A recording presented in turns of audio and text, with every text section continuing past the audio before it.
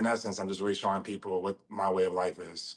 Can you tell us a little bit more about your way of life? Like, Mhm. what does your academy do? How do you yourself get a trust fund baddie, and then how do you lead other men to getting trust fund baddies?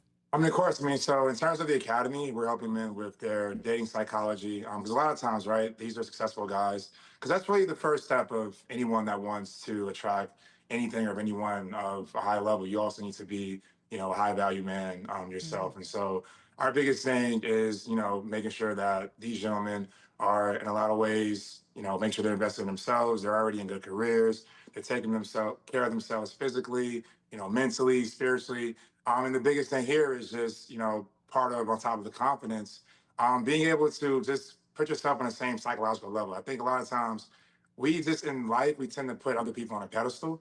And it's vanity. And anyone that's of any status of life, any form of success, high or low, you've just been, blessed by God and fortunate enough to be in that position. And so it doesn't make anyone undeserving or, not within the same construct of what someone else is. And so that's really my biggest thing is just teaching the gentleman of like the psychology of knowing you're enough, because as a man you're more than just your wallet. That isn't just your finite values. I think as men we're only taught to be providers. We're not taught that there is a greater intrinsic value beyond just being a provider as a man. And so that's really what my biggest value add is for men, is showing them that you have a lot of God-given abilities that make you valuable as a man. Because now we're so stuck in an age of how much money does a man earn? What does he provide? Mhm. We don't care anymore about the values. We don't care anymore about the principles a man is sharing with his son, and just about building a legacy. Because that's also bigger and that's also deep too, right? It's because marriage is a business. It's not just this aspect where love is enough. There's a lot of